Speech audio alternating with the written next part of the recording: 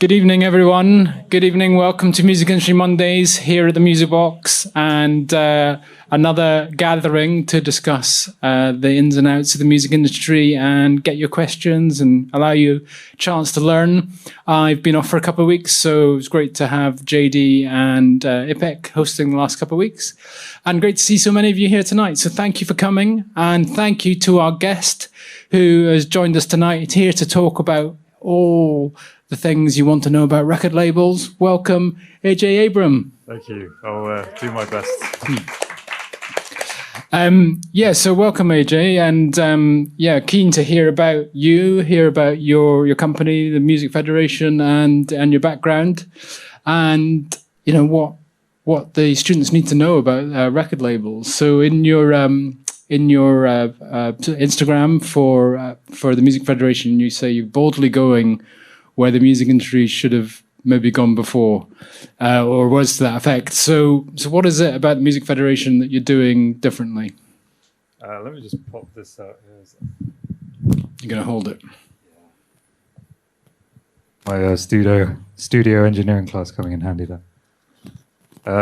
Well, yeah, it's good to see some fresh faces, and I think when I was a student, I didn't really know I wanted to be in the industry until sort of my last year, and I was like, shit, I better... What did you study? I studied music, just overall, and then picked up a business module right at the end, which was actually just my dissertation focused on the business side. Mm-hmm. But to boldly go where the music industry should have gone before is a testament to my boss, Atch. I think the Music Federation is sort of a reaction. Something we've seen a lot of in COVID is this kind of pull of community and people banding together more to try and accomplish a goal. I think the indie community especially has felt that, and Atch sort of says, you know, he's just putting a name on something we're already doing, which is working together instead of working in competition. And that's sort of the gist of it. Yeah, interesting. I mean, I've got a background running record labels, managing artists, but also before that as a DJ and a journalist, and then now as an educator. And it's interestingly, when I've felt the most connected to the music industry is when I've not been involved in frontline projects, because when you're involved in the frontline projects, you can sometimes feel like you're in competition with everyone else, literally every other artist, every other record label. And so you don't want them to succeed, or you don't want to see them beat you. So you're constantly kind of hoping other people fail. And then there's not that sense of community or collaboration. And when I've been a journalist or as an educator, suddenly you feel, oh, yes, you know, connections and communication, that's where things work out. So can you overcome that kind of innate kind of selfishness of, you know, everyone wants to be number one, everyone wants to succeed, and where are the areas where record labels can collaborate more? Yeah, I think it becomes very cutthroat when you're just out for, you know, number one, and, you know, I want to get this single on Radio 1. I don't care if anyone else gets on, I need that spot for my artist, you know, they deserve it, blah, blah, blah. And that kind of thinking, long term, it's sort of detrimental.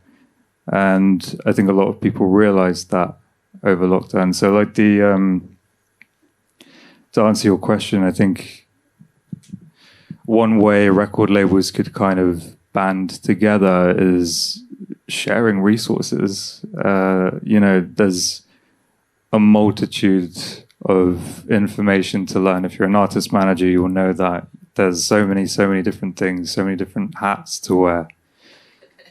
And you can't really do everything by yourself. And that's something I learned the hard way. I tried to put on a festival recently. A little bit ambitious. How recently? Like during COVID? A few weeks ago, yeah, during COVID. Yeah.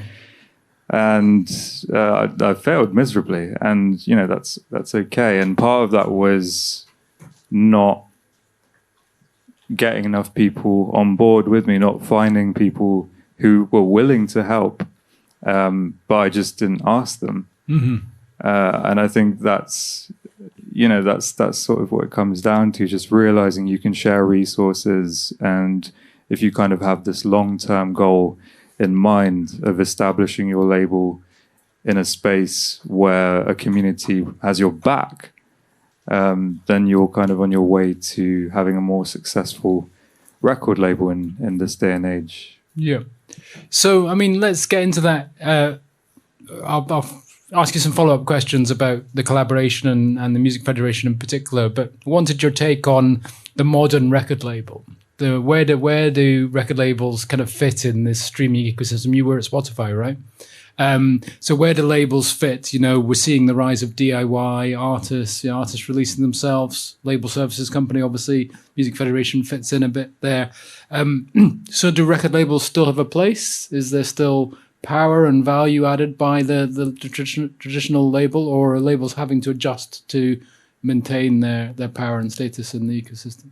I mean, what was a record label's original role? It was to get a record out, get a record recorded, market it, and pay for stuff up front that the artist couldn't.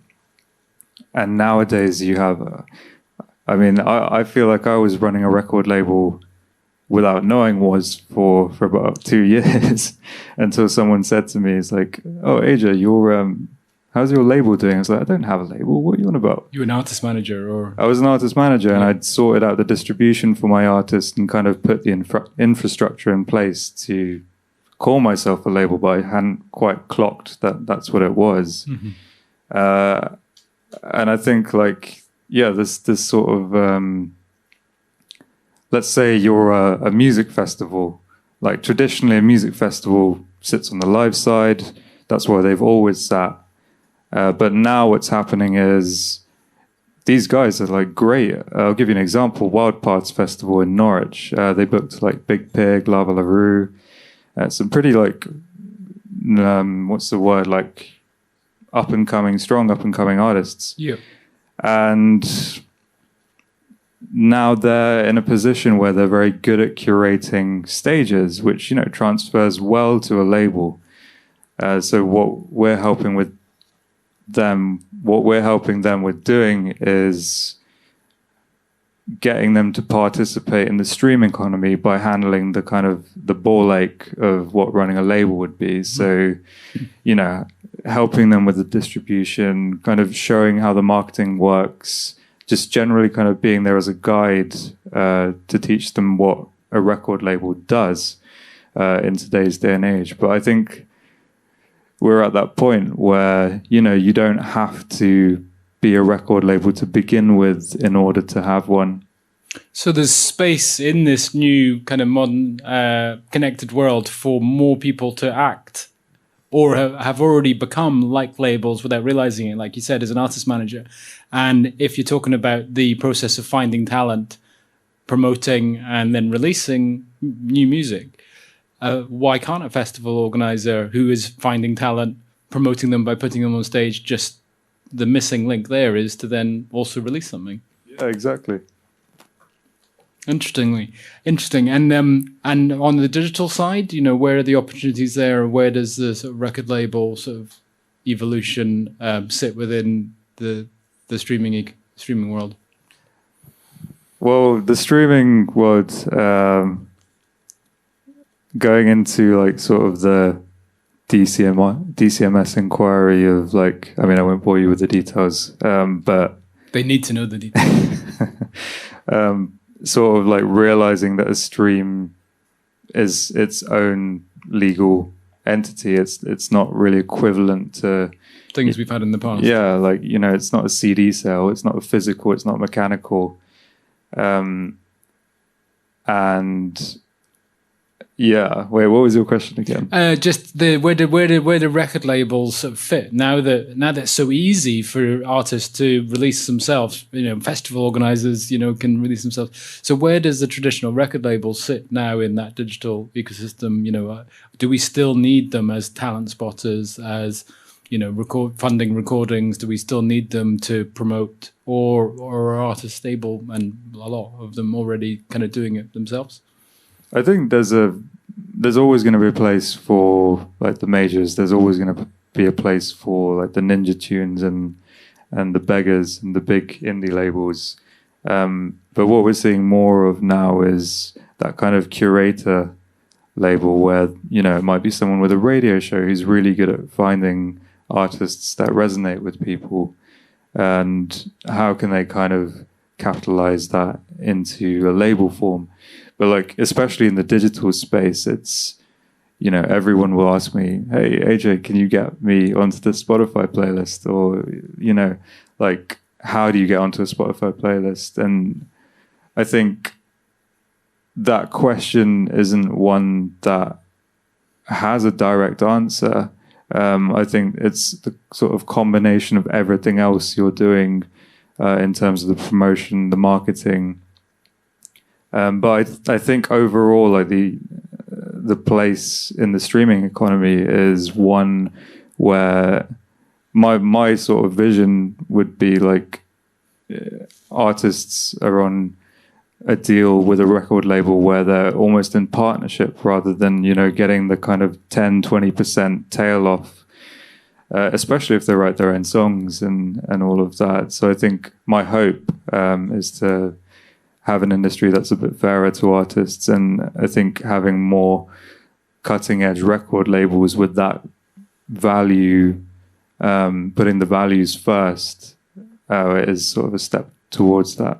Okay, so a couple of follow-up questions there in terms of values of the labels, whether it's a established record label or a new entrant like a festival organizer. How important do you think a brand is for a label? You know, in the past you'd had Trojan Records or Island Records, you know, XL Recordings or something. You kind of knew what they stood for, and you maybe even buy their releases just because you knew it would be something you're into.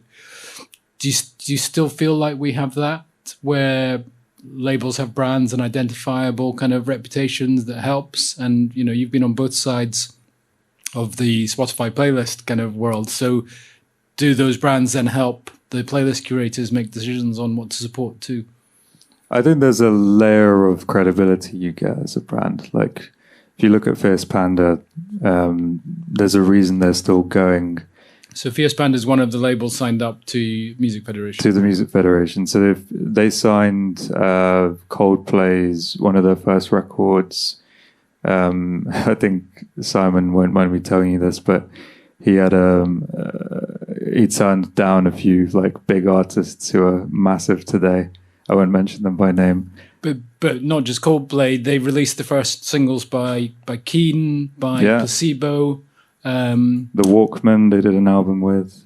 Yeah, so so their business model was very much on the talent spotting side, getting in early, releasing, not necessarily wanting that kind of exploitative relationship you were talking about earlier. You know, they're genuinely passionate about music, supporting new talent, and releasing maybe just one EP or a single, and then letting the band go on to sign with a major like Coldplay. So what's the relationship with Fierce Panda, and how can you help, and what is Simon bringing to the table in terms of that pooled resource you're talking about?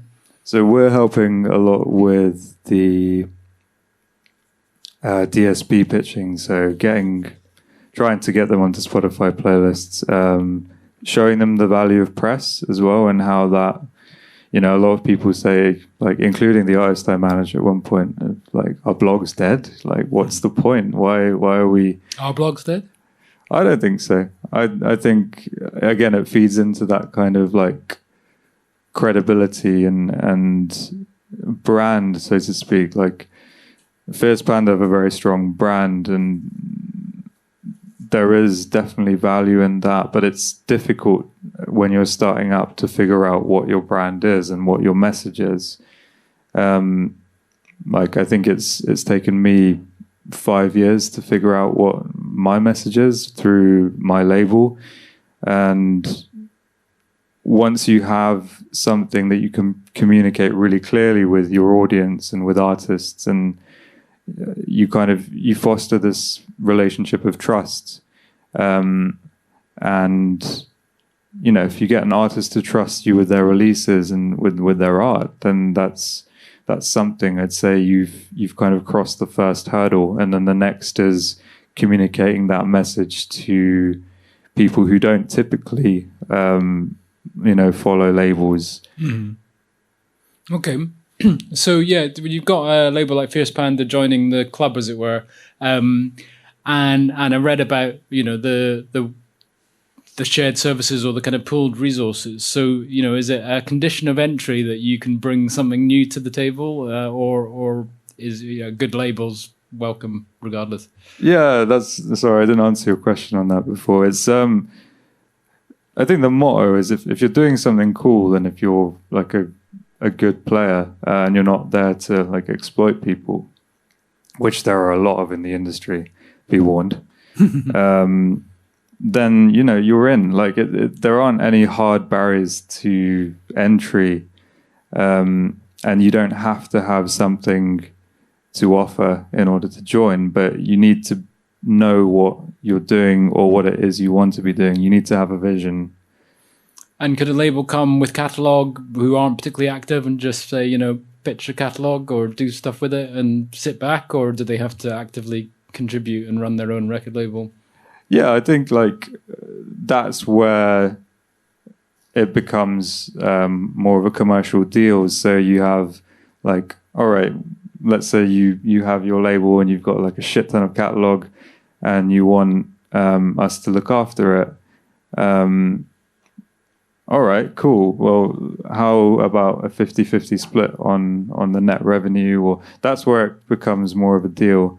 Okay. And then if you wanted to like look after, you wanted us to look after scouting and finding new artists, because you didn't have the time because you're busy lecturing and doing Music Industry Mondays, then like that's something we could handle as well. I'm doing live deal making on stage. It's a good negotiation. Yeah. And what if we set up a record label with students and recording in the facilities upstairs? Would a Bankside Recordings or something, an LCCM offshoot, would we be welcome in your club too? That sounds great. Yeah. No, I mean, I saw JD was showing me your studios earlier and they look amazing. And then that's something you have that you could offer as well. Again, at a deal to be made. Mm-hmm. But for other member artists, like if you like the sound of them, maybe offering them studio time or mm-hmm. stuff like that. Mm-hmm. Cool. Well, you heard it here first. We'll start the label tomorrow. And tell us a little bit about your personal label. You say it's been a sort of labor of love for the last 5 years, finding your direction. So what's the name of the label and what kind of acts have you got? So the name of the label is Stone Dime, and we've got 2 acts, both from Berlin, and one of them's called Matthias Evander, and they're probably like some of the most driven people I know. I mean, I would say this because I'm close to them, but Pia is a vocalist whose voice is just outstanding. She sang on some of the like Disney. She'll hate me telling you this, but she sang on some like the Disney what are they called, Frozen and Tangled, but like the German dub versions. Right. And then Karina has her own like thing as a virtuoso classical pianist, and they kind of came together after meeting at a party and just vibed really well together. So we put out a few of their records. But yeah, I mean, the reason it was long was because I didn't really know what I was doing as well. Like we kind of grew together. I knew I was always really passionate about community and something of my heritage growing up in India was, you live in a community where everyone looks out for one another. And I didn't find that as clearly here. I have now. Mm-hmm. But it took more time and it wasn't as like natural, I'd say. Mm-hmm. So I wanted to do that with music. So that's the kind of message, is like building a community around music. Fantastic. And the global opportunity, you mentioned India, obviously, the global opportunity of streaming platforms, the labels, wherever you are in the world, have the entire world to sell to effectively. Have you seen in the 5 years you've been doing it, have you seen the sort of exciting growth of opportunity on that front? What do you mean? Like, well, just, you're no longer just, packing out the local venue and, trying to get 1,000 fans or whatever in your own country, but you could potentially, go global and have little pockets of fans all over the world. Yeah. Actually, that's there was an artist we were talking to recently who he's from the UK, but his biggest market is in Japan because he does a lot of like kind of anime stuff. He's very, very like immersed in Japanese culture, and streaming kind of facilitates that. So if you have like access to all these data tools, you can see where people are listening to your music. There's sort of, it gives you enough to work with to be able to build those audiences. I think Spotify and Apple Music, they're all seen as sort of similar to iTunes, but really they're more like YouTube, where stuff is free. People don't necessarily feel like they want to pay for these services, and music's kind of always inherently seen as free. Mm-hmm. I'm not saying Spotify shouldn't pay artists, but I'm saying that like you can use the exposure, the global international exposure that things like Spotify grant you to your advantage. Yeah, I mean, the industry just hasn't adapted to the new ecosystem yet. We talk about declining ARPU and declining ARPU, average revenue per user, per stream rates going down, and we're presenting this as a bad thing.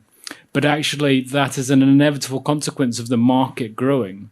The more countries, the more people who are listening to music, the more they're paying into the overall pot. But they're not necessarily all paying the $9.99. Students get a discount. In India, it's more like $1 a month or something. So as more and more countries come on board and start paying for music that traditionally might have got used to it being free, you're increasing the pot that can be shared amongst all artists constantly. And there's 7.5 billion people in the world. The potential for growth is phenomenal. But the inevitable consequence is, unless people are listening to no music at all, the more people listen to music, the per stream rate will go down. More people, finite amount of music, although not finite amount of music. There's incredible amounts of music out there. But everyone gravitates towards certain clusters of artists and sounds. So the per stream rate goes down. The average revenue per user goes down because developing countries are coming on board. This is a good thing. The overall pot is actually growing and your market is growing at the same time. Yeah, if you can, hack those markets and use that as like a way to be like, oh wow, I'm doing really well in Mumbai in India. Why don't we go down there and see if we can sell out a show or book a show or just start nurturing that market, and then you bring other forms of income on board for your artist. Yeah, definitely. How old Music Federation? So 3 months old or longer? Still a baby, yeah. Still about 3 months old, yeah. Okay. And you came on board right at the start or more recently? Or? No. So Music Federation, the press launch was 3 months ago, but it had been in the making for a couple of years. I came on board about, what month are we in now? November, September. Okay. So yeah, a few months. And you came direct from Spotify?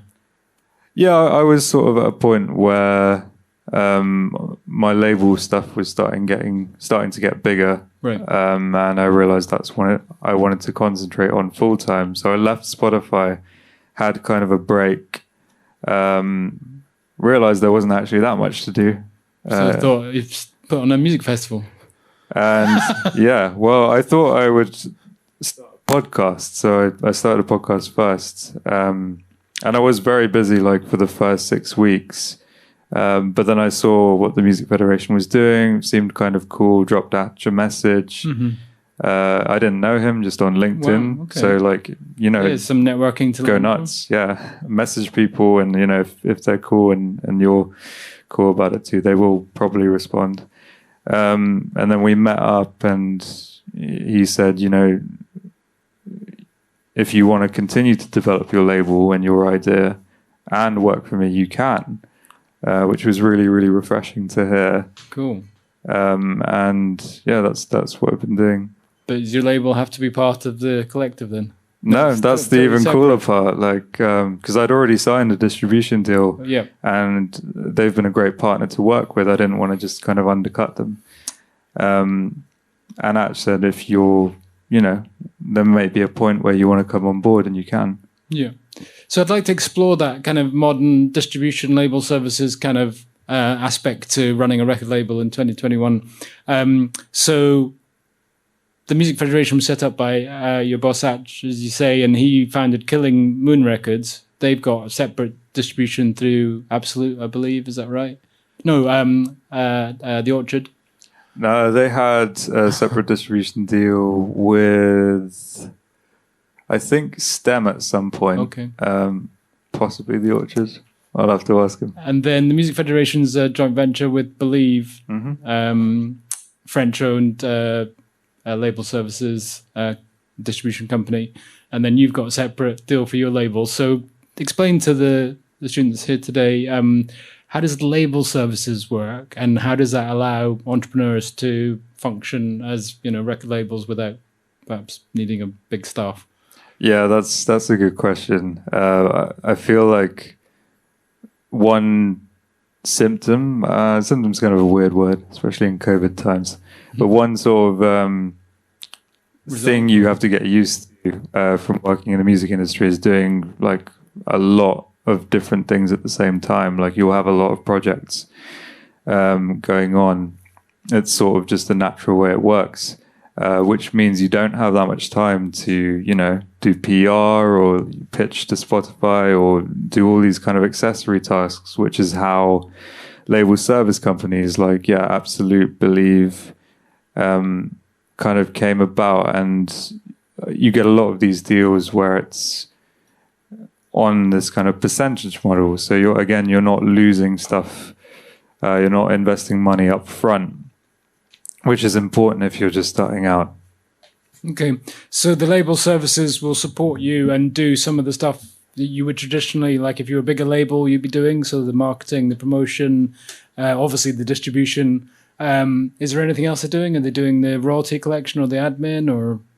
Yeah, we'll also, have a deal with someone like Song Trust and this is my label I'm talking about, or any kind of publishing admin, which again, they take 15%. You do have to be careful about giving away percentages because the more you do, you don't want the artist to be left with 5% at the end of.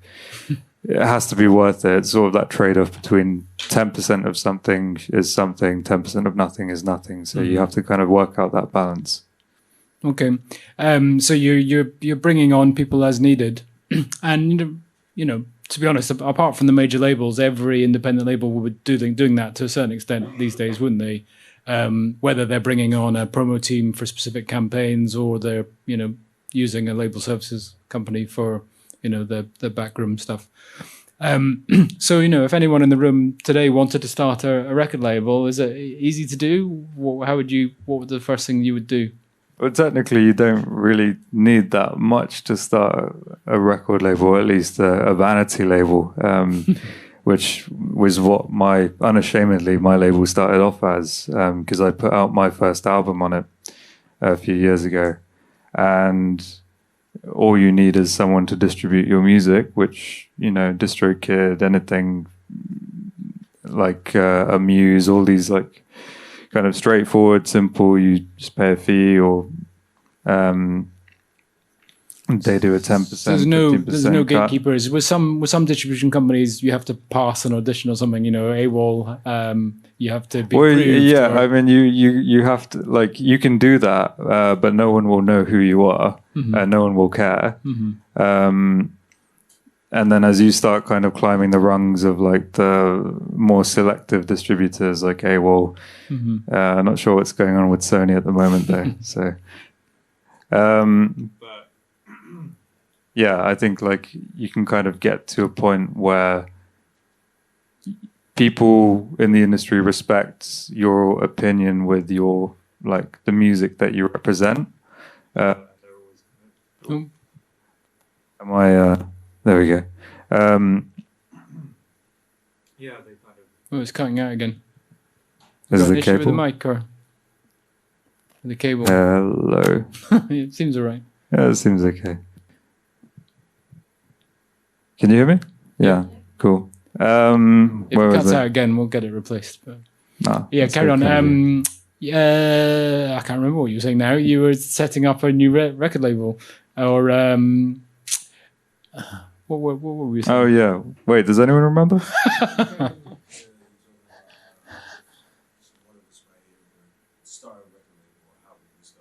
Oh yeah.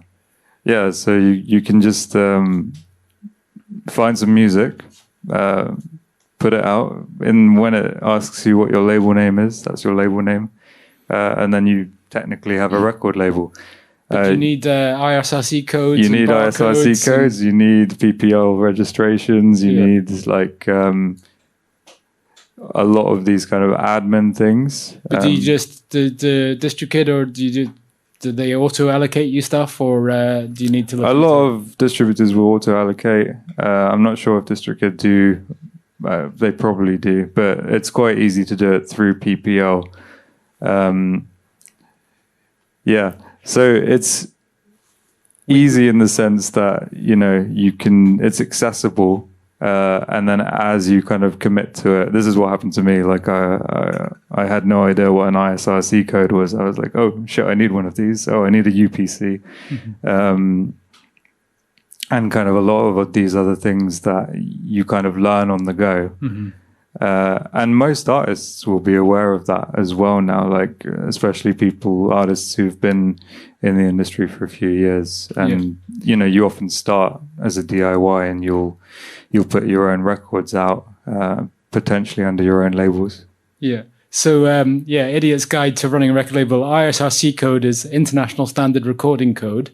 And you get the front end of it specific to a record label, and then you allocate numbers based on your releases each year. 21001 or something is your first release this year. And for ages, I thought that guaranteed you to get paid. But then I spoke to PPL. We had our PPL Music and Dream Mondays last week. They were like, no, we don't auto allocate payment based on RSC codes. I was like, well, then what's the point? Yeah, that's a good point. Yeah. Well, apparently they still have to be registered properly in the system. But I thought, well, my label's RSC code on it. This code so is pay me. unique to that track. Yeah, why isn't that enough? And then UPC is unique product code, and that's what you might recognize as a barcode. And on physical product, it actually would be a barcode, but on digital services, it's just metadata. It's just a list of numbers. It's useful if you ever wanted to go down the physical route, and then you'll need like every product, not just in music, has a UPC. So it's useful for that. But if you're only doing digital releases, it feels a bit pointless. Yeah. But when you're, an independent artist, you're sticking out your first record. Oh, thank you. You get a new mic. So if you're an independent artist and you're sticking out your first release. Oh no, I've been cut off. If you're an independent artist and you're sticking out your first release, you don't necessarily know, and you can't just make up an ISRC code. You can't just make up a UPC, a barcode. And you can't just make up your record label name either, because there might be another record label with the same name. So you need a catalog number. You need a record label name that's unique. You need to speak to someone who can generate a barcode, or go direct, but you'd only go direct if you're putting out lots of releases. And you need to have a PPL registration so you can allocate an ISRC code, or again, go through your distributor. So all of these kind of pitfalls for people just starting out, and they're filling in the form and they're like, don't know what to put in. Yeah, I fell into all of them, which doesn't help that I also just advised you how easy it is to set up a record label. But yeah, there are a lot of things that you either learn on the go, or you have someone like Anthony warning you in advance. Yeah, my advice is probably out of date, but we try our best. That's why we get experts in every week, experts in to give you the live kind of lowdown of how things are going, and the live reality of running a record label in 2021. So, questions from the floor. Anything you'd ever want to ask about running a record label, or a failed music festival, or anything else that AJ can help you with? Who's got a question? At the front here.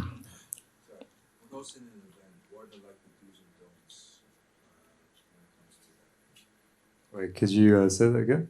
When it comes to hosting events, do you have any like do's and don'ts when it comes to? Okay, like hosting like a live event. I guess my kind of top do's and don'ts would be make sure you have like a team or just someone else helping out that you can like either bounce ideas off, learn what, start small. So like don't jump into a festival when you haven't run any other gigs before. Is that talking from experience? Yeah.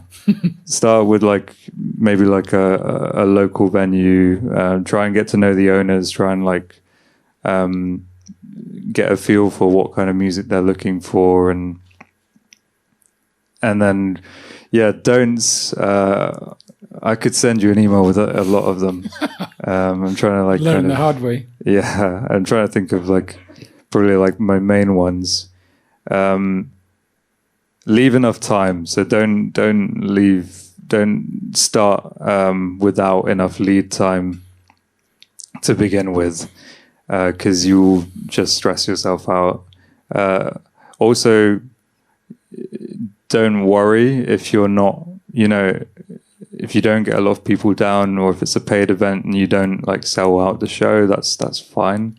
Don't be afraid to postpone it. Don't be afraid to cancel it. In the end, it's going to be your, when I was... Don't be like Fire Festival. Well, yeah, right. Like, well... but when I was like trying to... had that dilemma of like, shit, is my reputation on the line if I cancel this event? Like, no one will want to work with me again.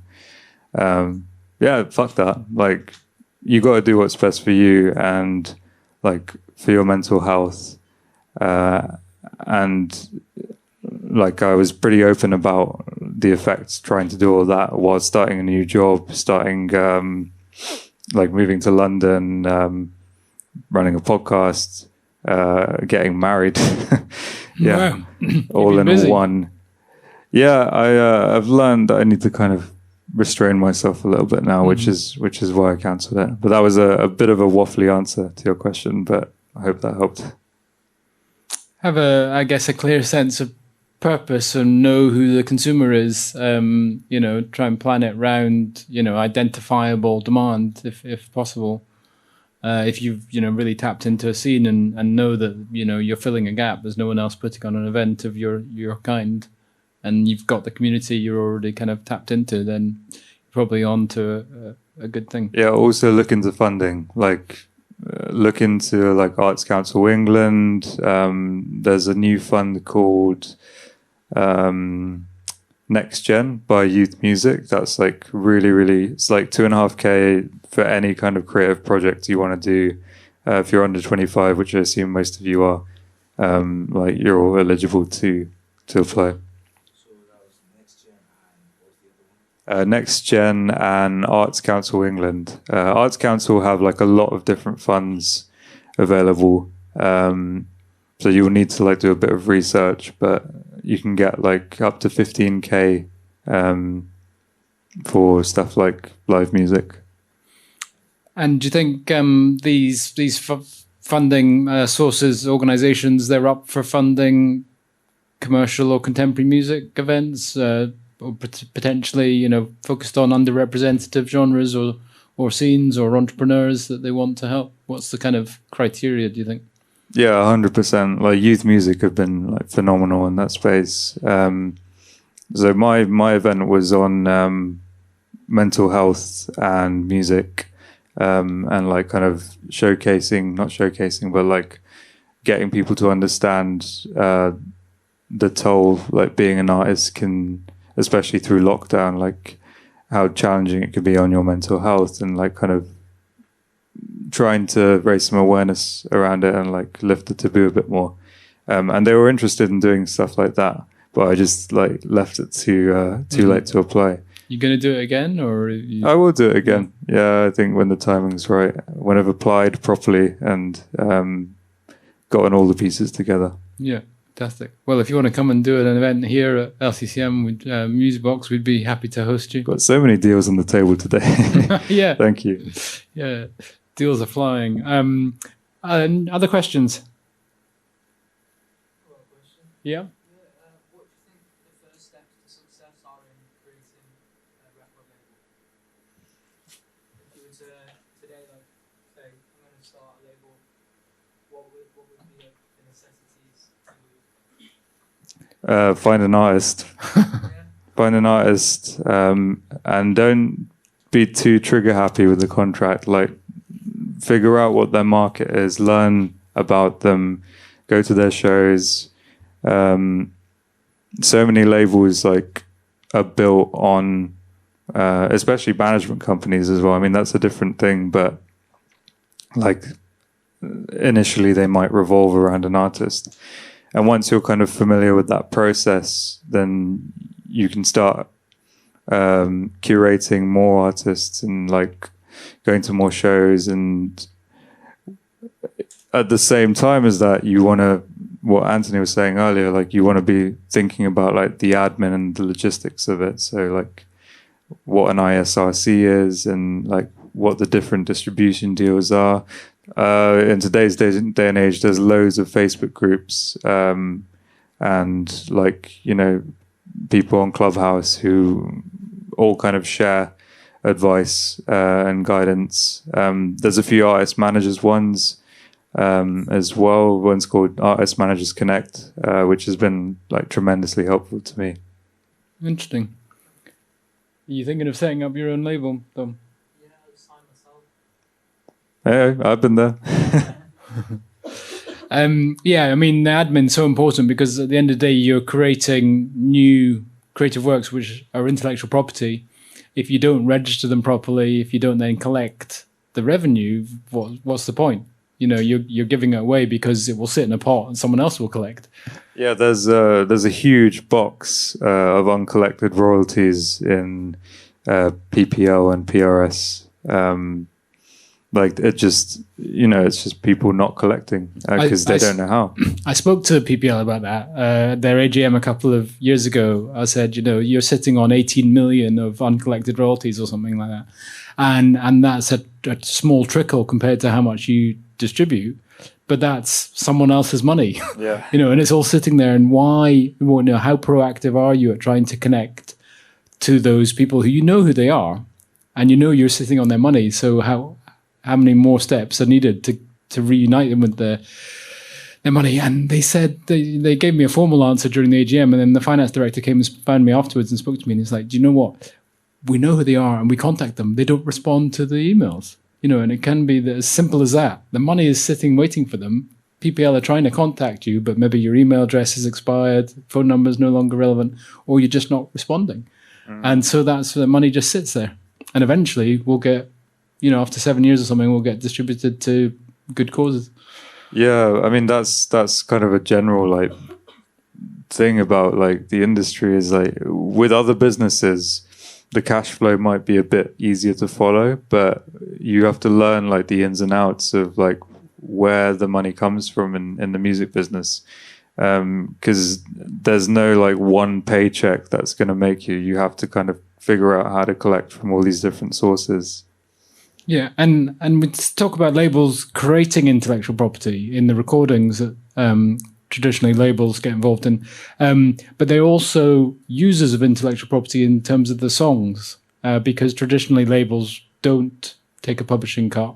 They're licensing in songs for use in their recordings, and that can sometimes, you know, blow people's minds. You know, even people studying music and music business can sometimes struggle with the distinction between what labels do and what publishers do. Do you think that distinction is getting harder to distinguish because there's a kind of meshing together of roles in artist managers, self-releasing artists, who sometimes, you know, quite often might write their own songs? So, you know, are those worlds still as separate as they traditionally have been? It will be getting harder once publishers start wanting to have their own record labels. Which is happening now. So it took me a while to get my head around what's the difference between the copyright for publishing and copyright for, the masters that a record label own. And like, I think you're always going to have publishers because you always need, a song is always separate from a recording, which is why we still have PPL, PRS, even though they've now merged. Maybe that's a little bit of foreshadowing.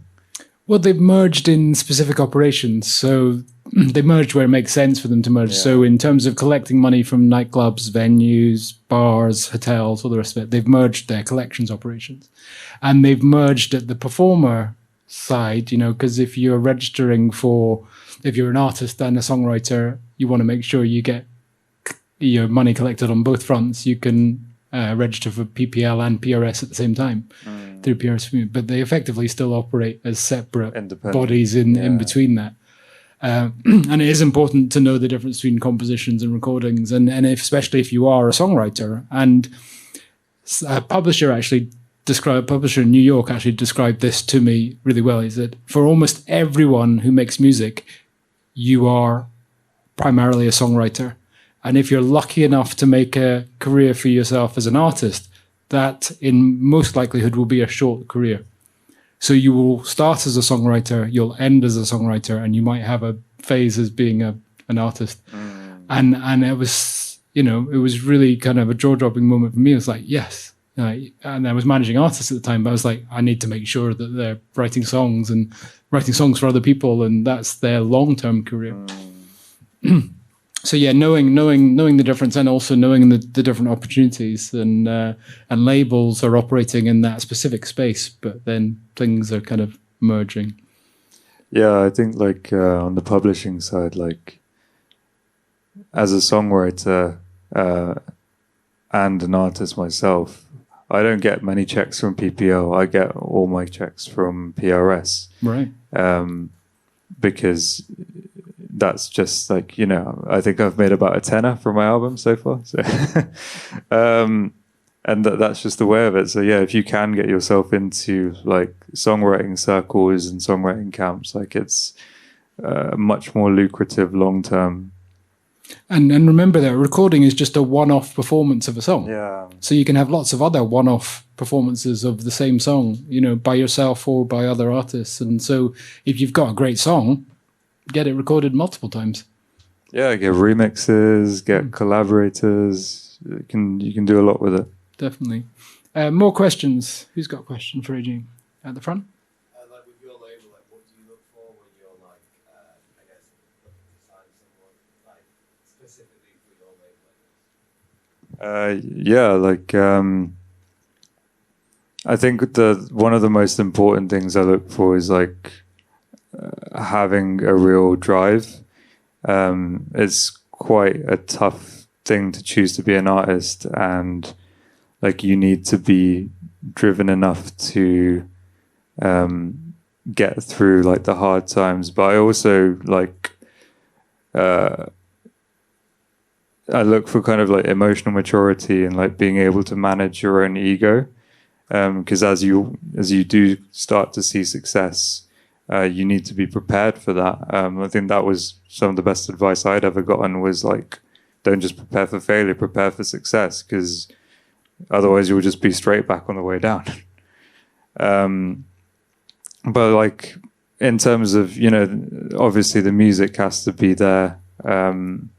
It's sort of at like a well recorded, well written, well produced.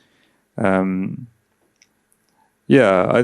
kind of like, I'll have a conversation with the artist, and if we kind of vibe, then like I'll try and get to know them a little bit more, and they can get to know me, and it becomes like we have this kind of unity where we're working towards the same goal. And if I can see any signs where like they might not pull their weight early on, then that's kind of a red flag to me, because you don't want to be carrying someone else on your shoulders. What excites you, sort of varying degrees, songcraft, production, innovative sort of sounds, or visual identity, or a combination of everything? Probably the songwriting first. Yeah, I always try and like put the music first, and I'm not that fussed about visuals. I feel like if you need like more help with creating a brand around yourself, that's something you can kind of learn, and you do get better at music as well. I'm not saying it's a dead end, but if the music's there, then that's always the kind of the marketing, the image can come later. Okay, so that implies you're getting involved pretty early in the evolution of an act's, presence and marketability, and you can kind of add some of those additional elements working with them. Exactly, yeah. So like, you do have to kind of have a ear for like the commercial viability of a release, but in today's day and age, there's sort of like, it's almost like every artist has its own niche, and you just kind of have to connect the dots. Brilliant. Yeah. And easier than ever to do that because of social media and streaming. You can find those niches, you just match them up.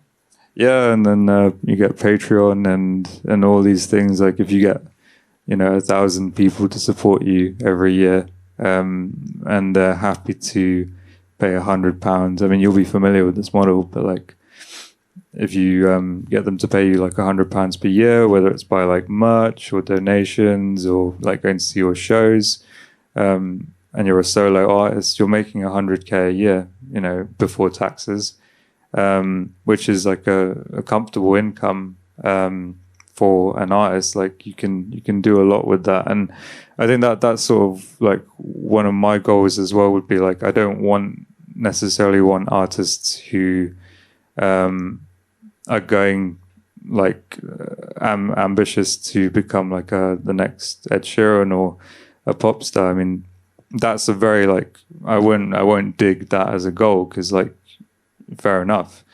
but I wouldn't be the person to do it, because I'm more passionate about like getting an artist to a point where they're earning comfortably and they're able to have a sustainable business throughout their career, and it's not just like they're up one year and forgotten about after.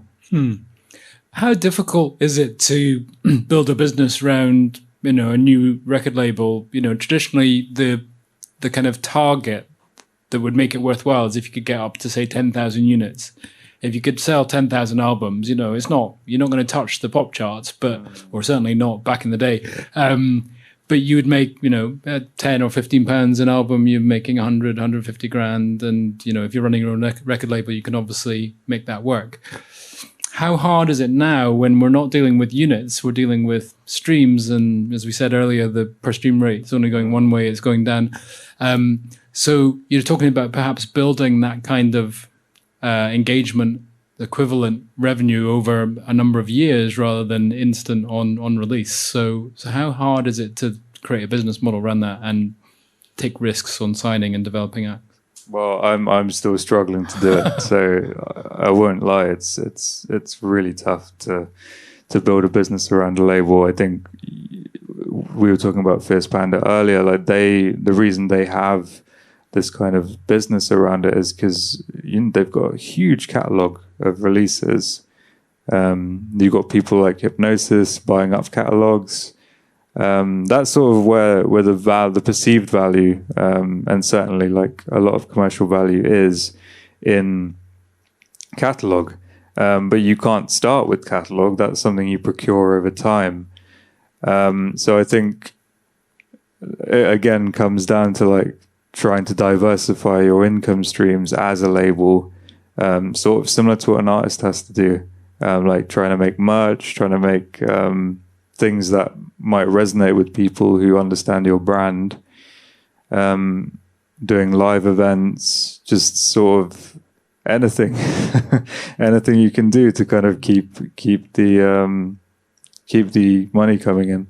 And if a label came to Federation and said, we've got 200,000 monthly average listeners for our artists, we know this is going to add up eventually, we need some finance, is that one of the services that the Music Federation can provide? Or Yeah. So we've got a deal with Beat Bread, and Believe are also kind of interested in financing artists they like, and they can see like commercial success from. Like if the signs are there isn't a reason they wouldn't advance you. Yeah. Okay, well, that's good. I think those are the kind of solutions that are needed to build a business around labels, finance. I mean, that's it. Like you need some early investment. Having said that, an advance is always recoupable. So don't just take the money. Don't just take the money and like figure out how the label are going to make it back. And we'll check if there's any more questions. But in terms of major labels and their dominance in the sector, people said that perhaps we touched upon it earlier with the digital opportunity, DIY artist releases, that the power of the majors would perhaps dissipate. But if anything, their value has rocketed, their power and influence, their market share has all kind of been retained. They've transformed their business and they're as powerful as ever, if not more so than before in the new world. Do you think the majors are a force for good? Or do you think they're changing enough? What's your take on it? I've always felt like the majors, their primary reason for operation is money. Like they've gotten very good at exploiting copyright to a point where money is the main priority, which isn't really what music's about, and certainly shouldn't be for the music industry. And I feel like the majors do have their place, and they're very good at getting artists in front of billions of people. They know how to find the markets, but they're terrible at spending money. Like the indie sector have had to work on limited budgets. You have maybe a few £100 for your first release, and you have to be very, very careful about where you're spending that. A major label will throw, oh, here's this new artist we found on TikTok. Here's $100,000. Go knock yourself out. And that's,